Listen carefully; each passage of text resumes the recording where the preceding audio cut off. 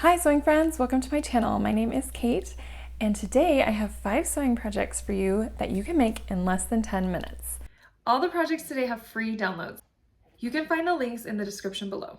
So gather your sewing supplies and let's get started. The first project is a lavender sachet. These little fabric packets are great for putting in drawers or gym bags for a little bit of a sweet smell. You can add any kind of dried flower like lavender buds or rose petals. We'll use decorative stitching on the contrast fabric for a little extra accent. The lavender sachet only requires a little bit of fabric, so find your favorite scraps and let's get started. Print off the template from my website. You can click on the link in the description below to download that. Then you're going to need 2 fabrics, one for the main and one for the contrast side. You'll also need a little funnel and buds or rose petals to stuff inside. The first step is to back both pieces with lightweight fusible interfacing. Now we're going to lay the contrast piece on top of the main piece with the right sides together and line up one of those long edges. Sew that seam with a 1/4 inch seam allowance. Now press that open with the seam allowance underneath the contrast part. Use the decorative stitch you picked to top stitch along that seam.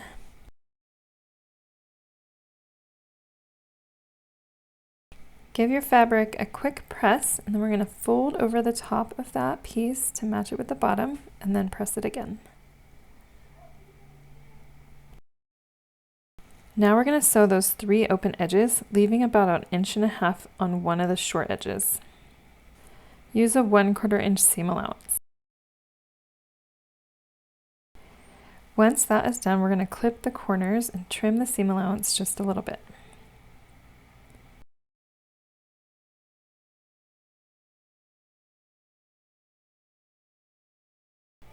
Now use the opening to turn right side out.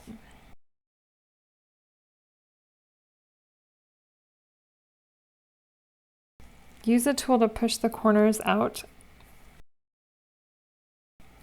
When you get to that opening, we're going to fold it under a 1/4 inch to match the rest of that seam allowance. Now press it one more time before we fill it up. Now find the opening and fill it up with your choice of flower. You may have to use a chopstick or a pen to help it through the funnel. When it is as full as you want it to be, we're going to sew that opening closed. Make sure you push all of the flower buds down so it's out of the way of your seam, and then just sew across that with a straight stitch. You want to back stitch at the edges. And that is the last step. These make great gifts or party favors. The next easy project I have for you is a DIY sleep mask. This sleep mask is soft and padded with batting inside and super stretchy elastic. These are great for party favors and blocking out light as you sleep. No promises this will actually help you sleep better, but it is really cute, so let's get started. Download the sleep mask pattern on my website, and then we are going to need 2 layers of fabric, one for the front and one for the back. You can choose the same or different fabrics. 1 piece of lightweight interfacing and batting to make this softer. You'll also need elastic to keep this on. I like fold over elastic because it's really soft and stretchy. First, we're going to measure out the elastic needed. I'm using about 14 inches, but if you want to measure on yourself or whoever is going to be wearing this mask, you can get a more accurate measurement. Now we'll lay that aside for a second. So we are going to make a stack here. First, we're going to fuse the interfacing to the back of your main fabric. It doesn't matter which one. So fuse that on, making sure the sticky side of the interfacing is down. Once the interfacing is on there, we're going to stack that main piece on top of the batting and grab your fabric marker. We're going to mark where the elastic needs to go. You can use your template to help you. It has markings for the elastic.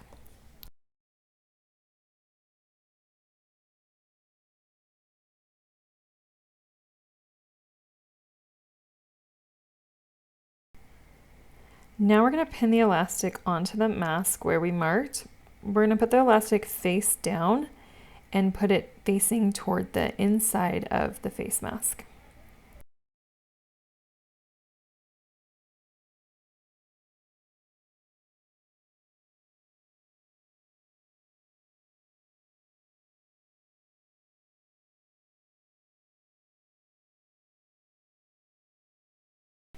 Now grab your lining and put that on top of the whole stack with the lining face down.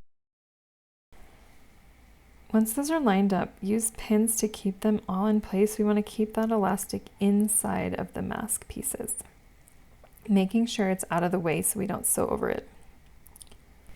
Now we're going to sew all the way around this face mask with a 1/4 inch seam allowance, leaving a 2-inch space at the top straight edge.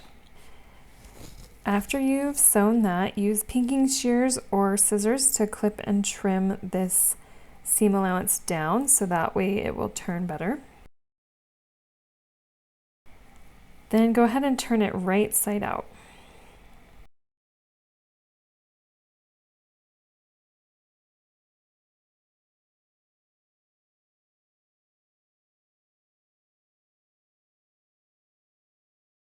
A turning tool will help you get those curves nice and smooth. Now give your mask a good press all the way around. Now we're going to fold under the top opening edges a 1/4 inch so that they match what we've already sewn.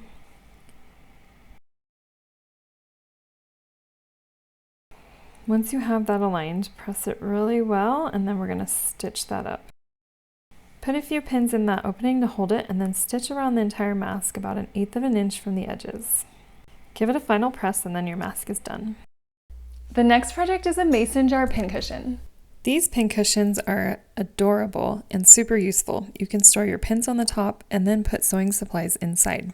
You can even make this into a handy sewing kit. These also make excellent gifts for college students or friends. You can use any size mason jar for this. I'm using a small.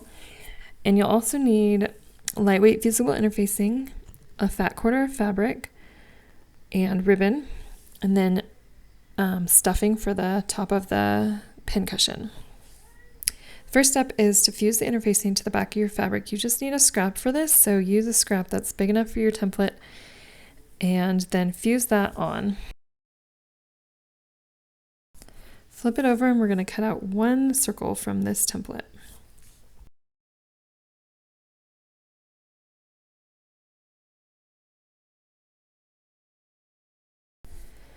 Now we're going to sew a base stitch around the outer edge of that circle.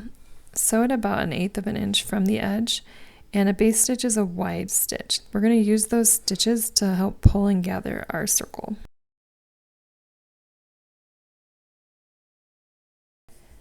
So pick up your lid to your jar. We're going to start pulling those stitches and getting that fabric to fit on that lid.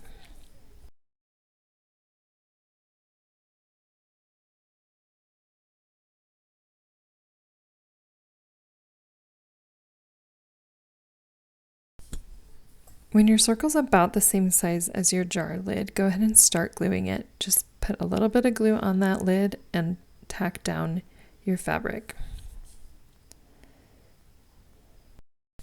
Now we're just going to keep gluing and pushing that fabric down around the circle. You can use sewing clips to hold that as it dries if you want to.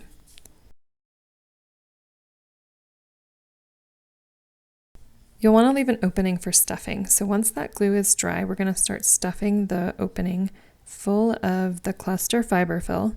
Just stuff it as much as you want to create a nice pincushion.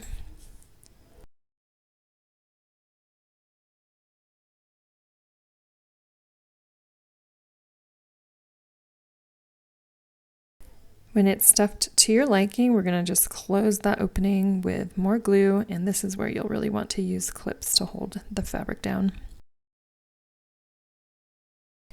Now we're going to grab the ring to our jar, and we're going to put a little bit of glue around the rim in here.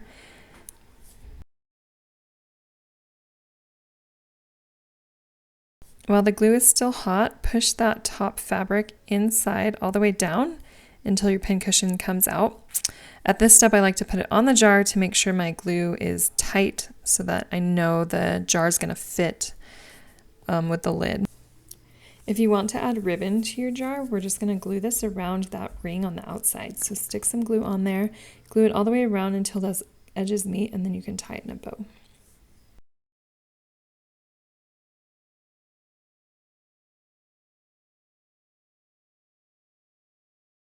And then your jar is done. You can put pins at the top and put whatever you want inside. The next project I have for you will help you get organized in your sewing room. These are fabric trays.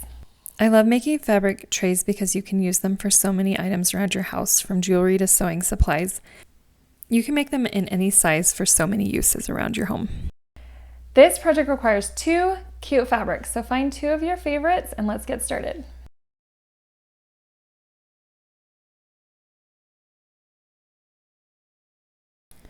First, print your pattern piece. There are 4 options available on my website. You can choose different sizes. Then cut out 2 on the fold. You'll see the fold line on this pattern piece. So you'll want to fold your fabric in half before you put the pattern piece on. Put that line on the fold and then cut out 2 pieces, one for the outside and one for the inside. Then you'll want some sturdy, fusible interfacing. This will make the tray have some stability and stand up for you. Fuse the interfacing to the back of the piece that you want on the outside of your tray. There are 2 sides to fusible interfacing. One is shiny and has an adhesive and the other doesn't. You want to put the adhesive side down.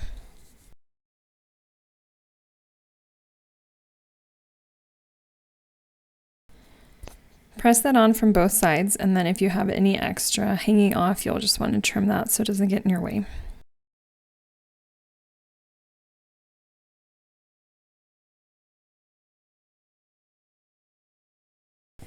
Now lay your lining piece on top, and we are going to sew these together. So make sure you're lining up all those corners and edges.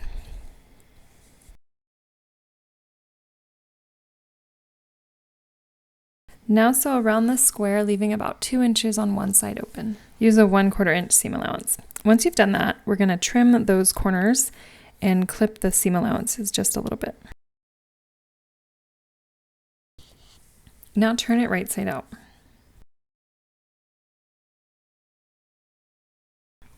Use a point turner to get all the corners pushed out.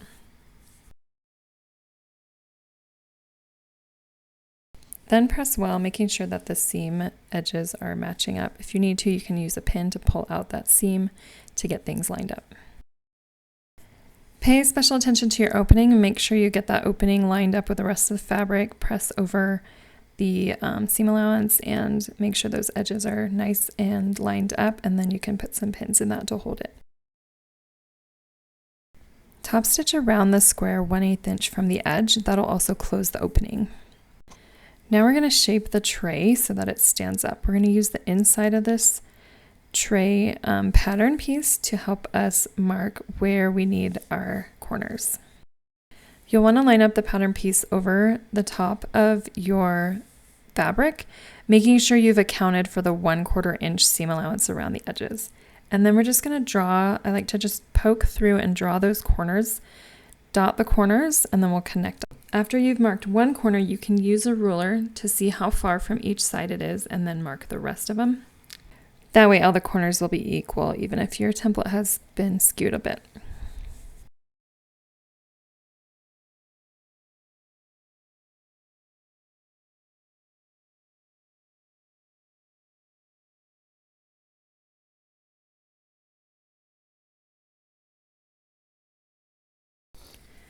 Now we're going to fold this in half diagonally with the fabric we want on the inside to be right sides together.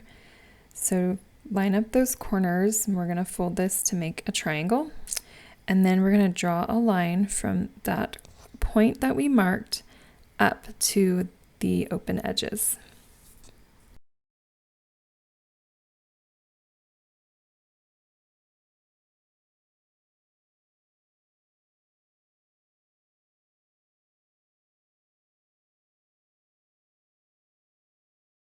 Stick a pin in there to hold it, and then repeat that with all the other corners.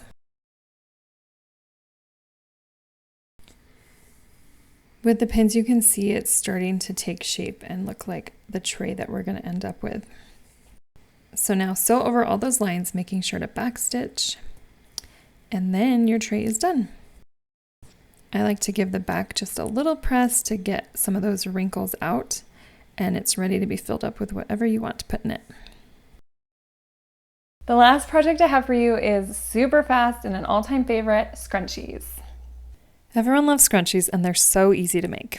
This is one of my very first sewing projects, so it's great for a beginner. You'll need fabric, a safety pin, and elastic. You can use any kind of elastic for this. I'm using braided elastic. It is the thicker one and it is a little bit better for holding hair up in top knots. So first we're going to measure out our elastic. For the regular size, you'll need 8 inches. Next, we're going to take our fabric and fold it in half lengthwise. Press it down to hold. Now sew along the top edge with a 1/4 inch seam allowance, leaving both short edges open. To use your safety pin to help you turn the scrunchie, we're going to clip it to the folded edge of our tube.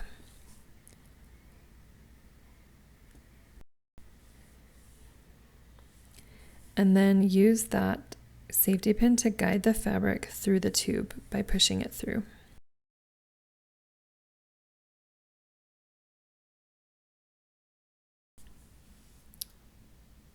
Once you've pulled it through, remove the safety pin, then press the tube flat with the seam centered on the back.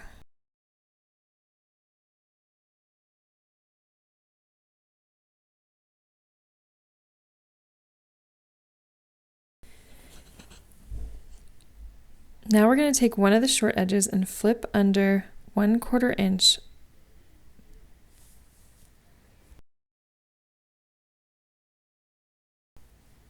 Press that in place so it stays while we put the elastic in. Now we're going to use that safety pin again to thread our elastic through the scrunchie. So attach it to the safety pin and use the safety pin to push the elastic through. Make sure you hold on to the end of the elastic so it doesn't get lost. When you reach the end, grab both ends of the elastic and pull them out far enough so that you can make a knot. We're going to remove the safety pin and tie a double knot here to keep the elastic together.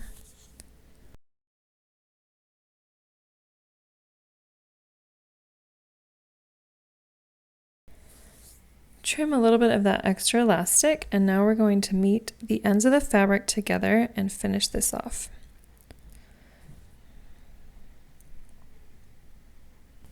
We're going to tuck the unfinished part of that tube into the finished part and make sure to kind of line it up so it's nice and flat.